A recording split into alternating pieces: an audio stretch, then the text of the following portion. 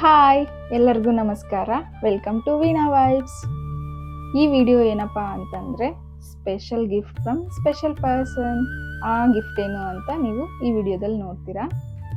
Gift ಅಂತ ಅಂದಿದ ತಕ್ಷಣ ಏನೋ ಗಿಫ್ಟು ಅಂತ ಅನ್ಕೋಬೇಡಿ. ನಾನು ಇವಾಗ ತೋರಿಸೋ ಗಿಫ್ಟು ಮತ್ತು ನನ್ನ ಹೆಸರು ಒಂದೇ ಆಗಿರುತ್ತೆ. ಈಗಾಗಲೇ ಗೊತ್ತಾಗಿರುತ್ತೆ ಏನು ಅಂತ. ನೋಡಿ,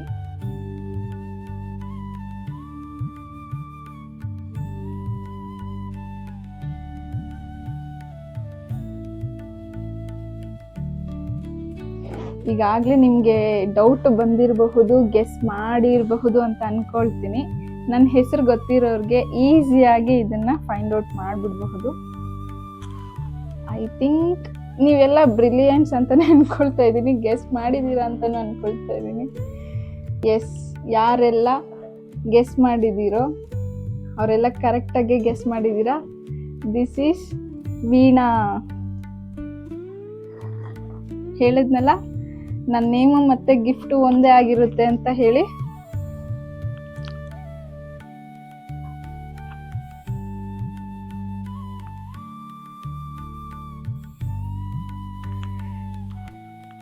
ವೀಣೆ ತಗೊಂಡಿದ್ದೀನಿ ಅಂತ ಹೇಳಿ ನನಗೇನೋ ದೊಡ್ಡದಾಗಿ ನೋಡ್ಸಕ್ಕೆ ಬರುತ್ತೆ ಅಂತ ಅಂದ್ಕೋಬೇಡಿ. ಇವಾಗ ಕಲಿಬೇಕು. ಇನ್ನು ಯಾವತ್ತೋ ಒಂದಿನ ಜಸ್ಟ್ ಹೇಳಿದ್ದೆ ಅಷ್ಟೇ, ನನಗೆ ವೀಣೆ ಕಲಿಬೇಕು ಅಂತ ಅನಿಸ್ತಿದೆ ಅಂತ ಹೇಳಿ.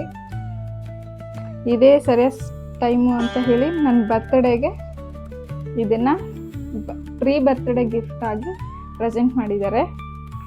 ಕೋಇನ್ಸಿಡೆನ್ಸ್ ಏನಪ್ಪ ಅಂತಂದರೆ 26 ಮೇ 2026 ಆ್ಯಂಡ್ ನಂದು ಬರ್ತ್ಡೇ ಏನಿದೆ, ನಾನು 26 ಇಯರ್ಸು ಕಂಪ್ಲೀಟ್ ಮಾಡ್ಕೊಳ್ತಾ ಇದ್ದೀನಿ.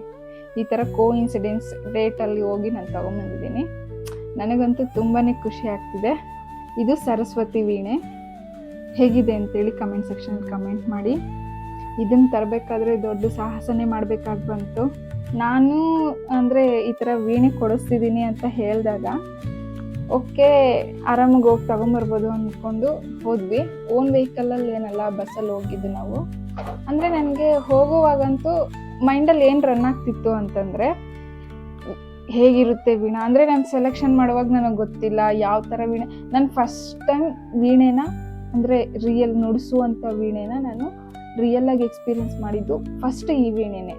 ಅಂಗಡಿ ಹತ್ರ ಹೋಗಿ ನೋಡಿದಾಗ ನನ್ನ ವೀಣೆನ ಕರೆಕ್ಟಾಗಿ ನಾನು ಅಂದರೆ ರಿಯಲ್ ವೀಣೆ ಅಂತ ಹೇಳ್ತಾರಲ್ಲ ಅದನ್ನು ನೋಡಿದ್ದು ಈ ವೀಣೆನೇ.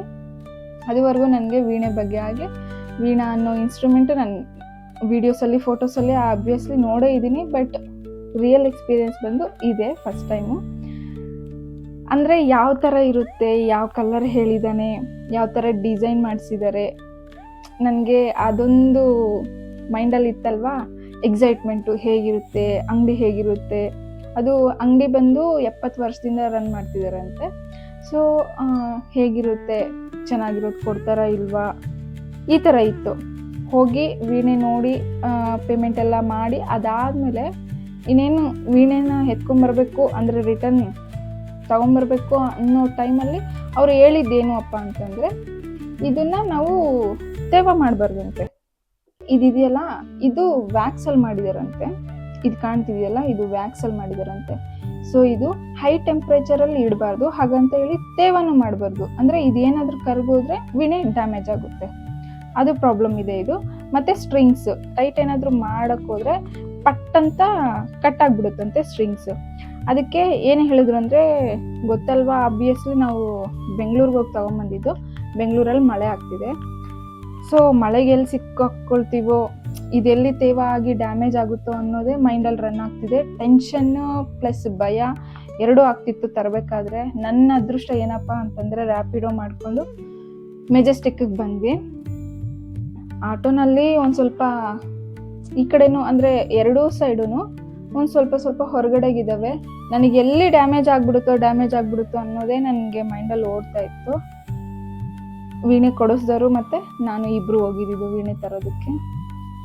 ನೋಡಿದ ಮೇಲೆ ನನಗೆ ತುಂಬ ಚೆನ್ನಾಗಿ ಅನ್ನಿಸ್ತು.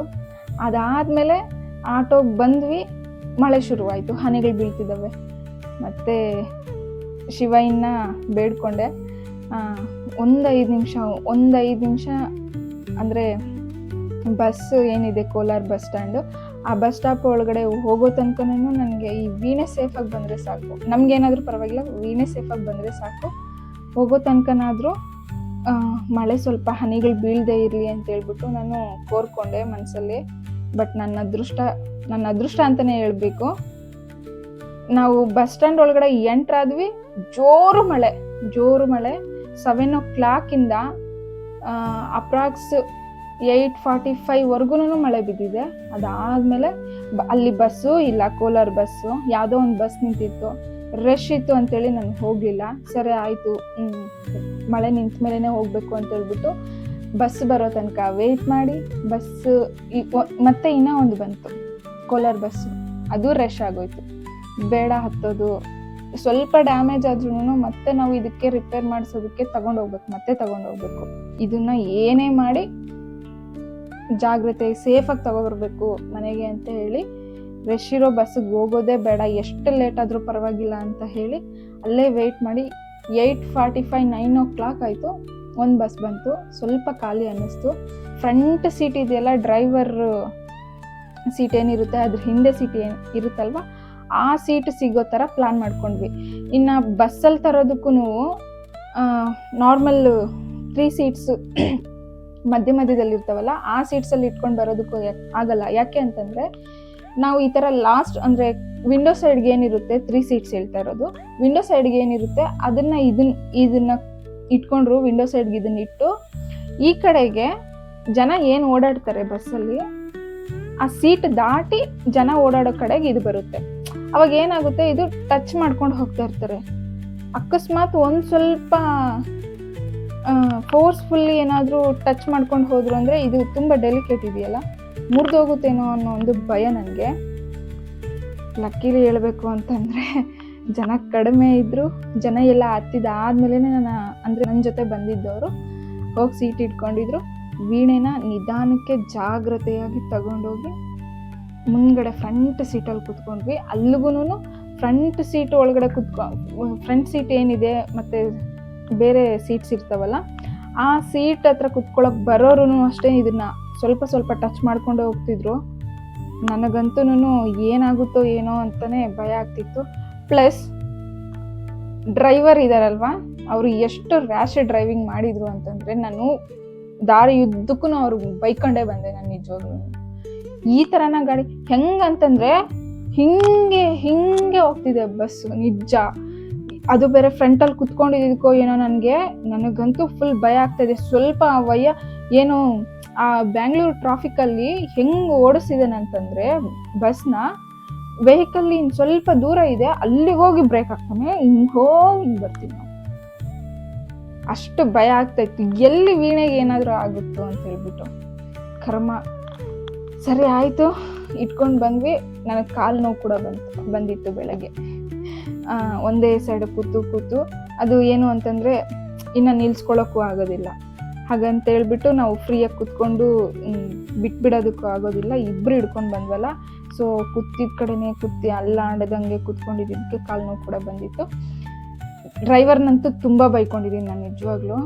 KSRTC ಬಸ್ ಆದ್ರೂ ಡ್ರೈವರ್ ಇದ್ದಾರಲ್ವ, ಫಾಸ್ಟಾಗಿ ಓಡಿಸ್ತಿದ್ದಾರೆ. ಪ್ಲಸ್ ಅಂದರೆ ಸ್ವಲ್ಪ ನಿಧಾನ ಮಾಡಿ ಬ್ರೇಕ್ ಹಾಕಬೇಕು. ನನ್ನ ಪ್ರಕಾರ ಡ್ರೈವಿಂಗ್ ಸ್ಕಿಲ್ಸ್ ಚೆನ್ನಾಗಿ ಗೊತ್ತಿರೋರು ಅದೇ ಥರನೇ ಮಾಡೋದು. ಅವಯ್ಯ ಏನು ಮಾಡಿದೆ ಗೊತ್ತಾ, ಫಾಸ್ಟಾಗಿ ಓಡಿಸ್ತಿರ್ತಾನೆ, ಸಡನ್ನಾಗಿ ಬ್ರೇಕ್ ಹಾಕ್ತಾನೆ. ನಾವು ಹಿಂಗೆ ಹೋಗಿ ಮುಂದಕ್ಕೆ ಹಿಂದಕ್ಕೆ ಬರ್ತೀವಿ.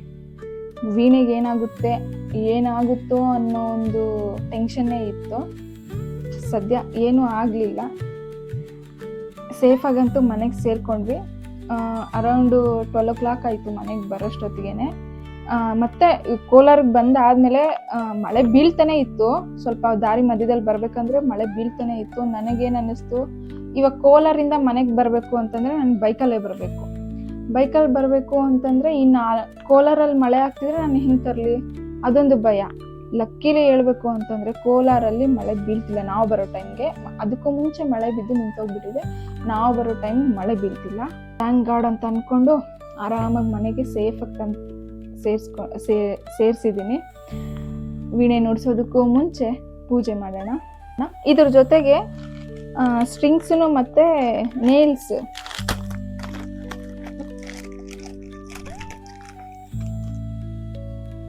ಬೆರಳಿಗೆ ಈ ಥರ ಹಾಕ್ಕೊಳ್ಳೋಕ್ಕೆ ಇದು ಕೊಟ್ಟಿದ್ದಾರೆ. ಮತ್ತು ಏನಾದರೂ ಸಣ್ಣ ರಿಪೇರಿ ಏನಾದರೂ ಆದರೆ ನಾವೇ ರೆಡಿ ಮಾಡ್ಕೋಬಹುದಂತೆ. ಇದು ಸ್ಟ್ರಿಂಗ್ಸ್ ಇದಾವಲ್ಲ, ಈ ಸ್ಟ್ರಿಂಗ್ಸು ಮತ್ತು ಈ ವ್ಯಾಕ್ಸ್ ಕರಗದಂಗೆ ನಾವೇನಾದರೂ ನೋಡ್ಕೊಂಡಿದ್ದೀವಿ ಅಂತಂದರೆ, ಅಪ್ರಾಕ್ಸ್ ಸೇಫಾಗಿ ಏನಾದರೂ ನೋಡ್ಕೊಂಡಿದ್ದೀವಿ, ಜಾಗ್ರತೆಯಿಂದ ಕೇರ್ಫುಲ್ಲಾಗಿ ನೋಡ್ಕೊಂಡಿದ್ದೀವಿ ಅಂತಂದರೆ ಅಪ್ರಾಕ್ಸ್ 30 ಇಯರ್ಸ್ವರೆಗೂ ನಾವು ಮೇಂಟೈನ್ ಮಾಡಬಹುದಂತೆ. ಇದು ಬೇಸಿಕ್, ಅಂದರೆ ಇನ್ನೂ ನಾವು ಏನೂ ಗೊತ್ತಿಲ್ಲ, ಇವಾಗ ಬಿಗಿನರ್ಸ್ ಕಲಿತಿದ್ದಾರೆ ಅನ್ನೋರಿಗೆ ಈ ಥರದ ವೀಣೆನೇ ಸಾಕಂತೆ. ಸುಮ್ಮನೆ ದುಡ್ಡು ಕೊಟ್ಟು 35 ಮೇಲೆ 40, 70, 80 ಸಾವಿರದ ತನಕ ವೀಣೆಗಳಿದ್ದಾವೆ. ತುಂಬ ಡಿಫ್ರೆಂಟ್ ಟೈಪ್ಸ್ ವೀಣೆಗಳಿದ್ದಾವೆ. ಮತ್ತು ಇದಿದೆಯಲ್ಲ, ಇದು ತಲೆ ಏನಿದೆ, ಇದು ನೋಡಿ ಇದಿದೆಯಲ್ಲ, ಇದು ಕೂಡ ನಮಗೆ ಬೇಕಾಗಿರೋ ಥರ ಮಾಡಿಕೊಡ್ತಾರೆ. ನವಿಲು, ಸಿಂಹ, ಮತ್ತು ಇದು ಡ್ರ್ಯಾಗನ್ ಅಂತೆ. ಡ್ರ್ಯಾಗನ್ನು ವಾಸ್ತುಗೆ ಒಳ್ಳೇದಂತೆ ಇದು. ಸೊ ಬಿಗಿನರ್ಸ್ಗೆಲ್ಲನೂ ಡ್ರ್ಯಾಗನ್ ತಲೆ ಇರುವಂಥದ್ದೇ ಮಾಡಿ ಕೊಡ್ತಾರಂತೆ. ನವಿಲಿರುವಂಥದ್ದು ಎಲ್ಲರಿಗೂ ಆಗಿ ಬರೋದಿಲ್ಲ ಅಂತೆ. ಸೊ ಅವ್ರು ಹೇಳಿದ್ರು ಡ್ರ್ಯಾಗನ್ ಇರೋ ತಲೆ ಅಂಥದ್ದನ್ನು ಮಾಡಿಸ್ಕೊಳ್ಳಿ ಅಂತ ಹೇಳಿ. ನನ್ನ ವೀಣೆ ಎಷ್ಟಾಯಿತು, ಏನು ಕತೆ ಅಂತೆಲ್ಲ ನಿಮ್ಗೆ ಏನಾದರೂ ಡೀಟೇಲ್ಸ್ ಬೇಕಾಗಿದ್ರೆ ಕಮೆಂಟ್ ಸೆಕ್ಷನಲ್ಲಿ ಕಮೆಂಟ್ ಮಾಡಿ, ನಾನು ತಪ್ಪದೆ ತಿಳಿಸ್ಕೊಡ್ತೀನಿ.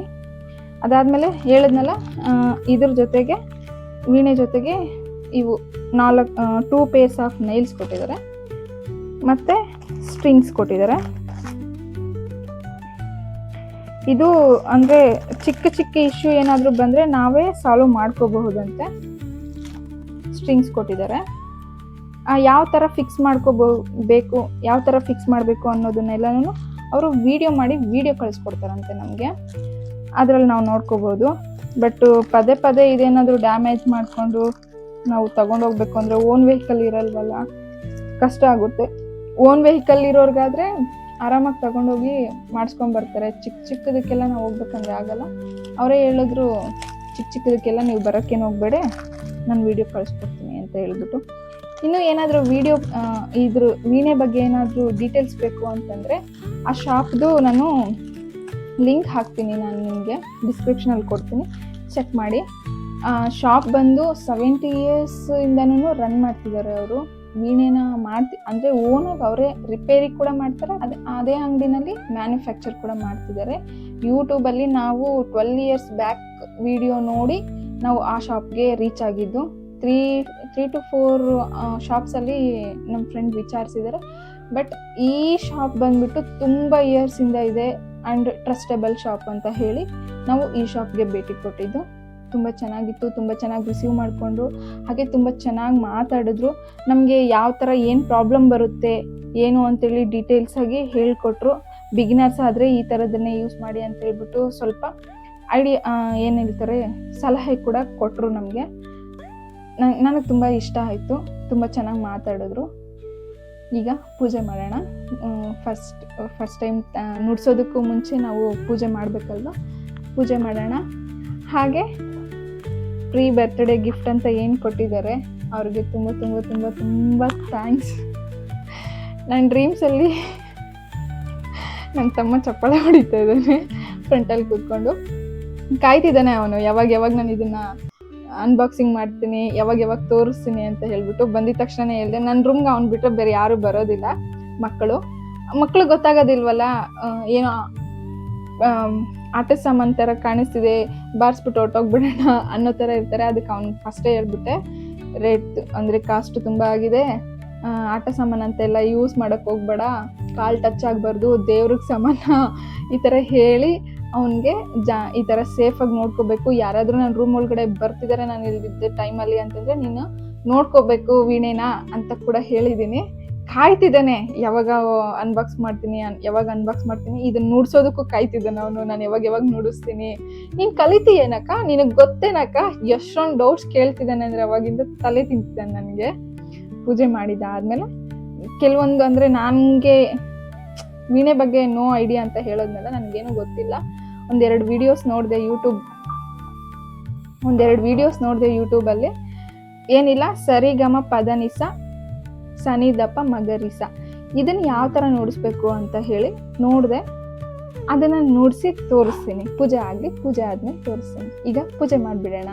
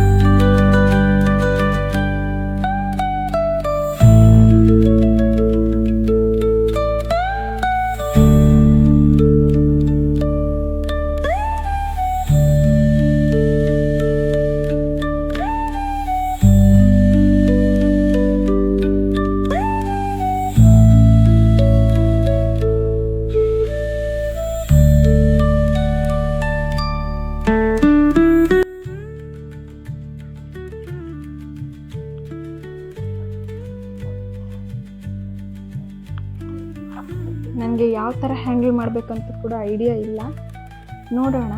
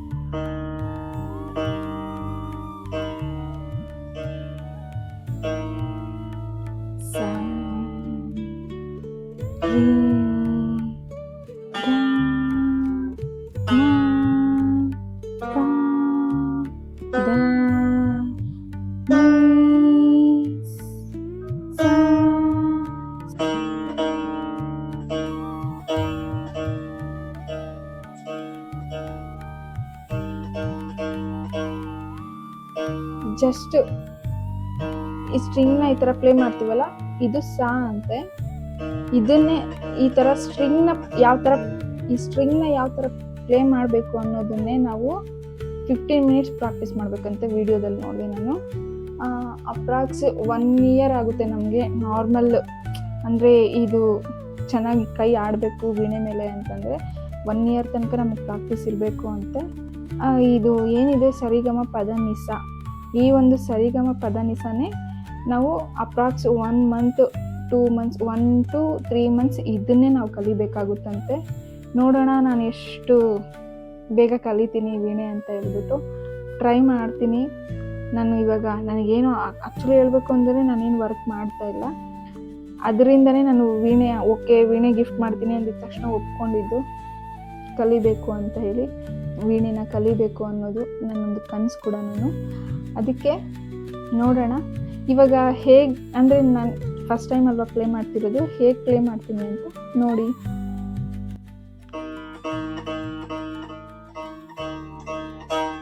ಇದು ಮಾಡಿ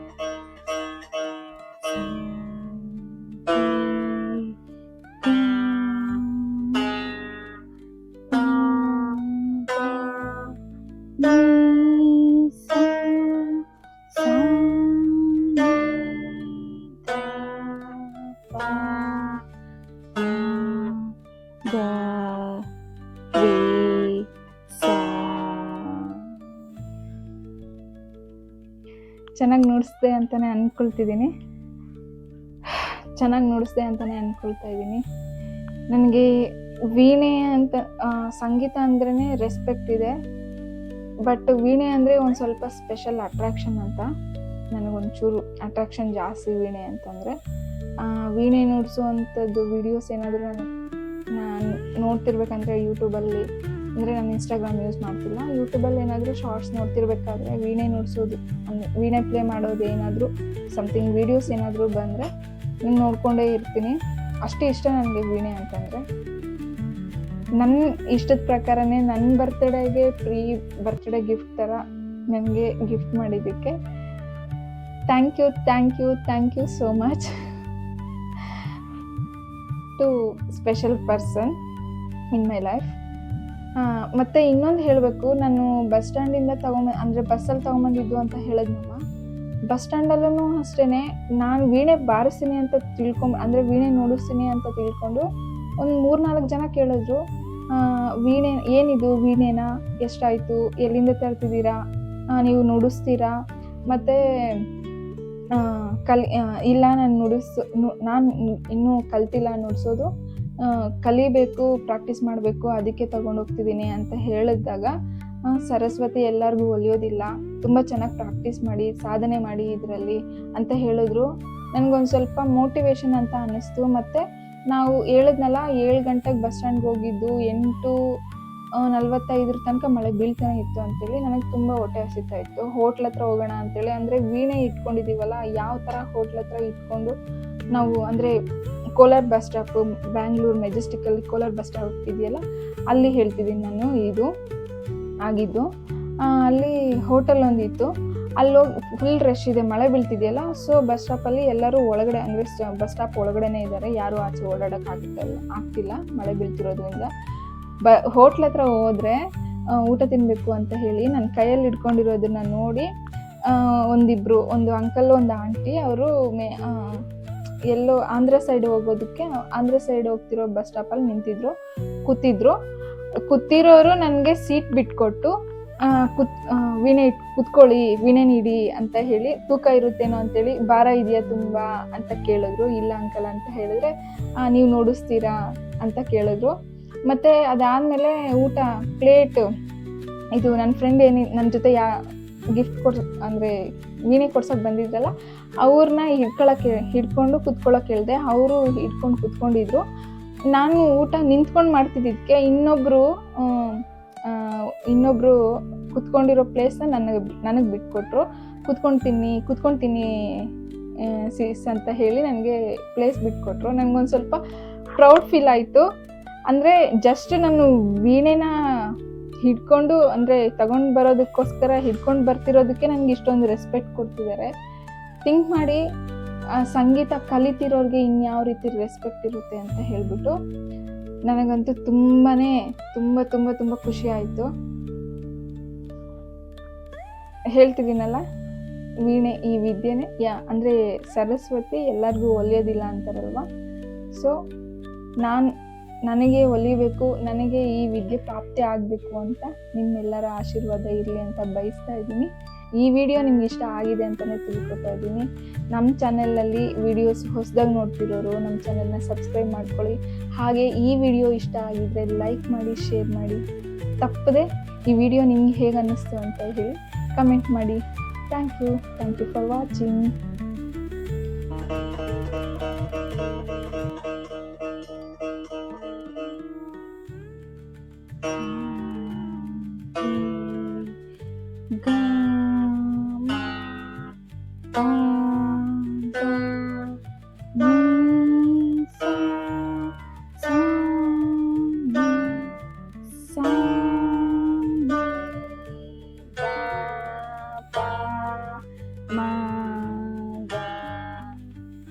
We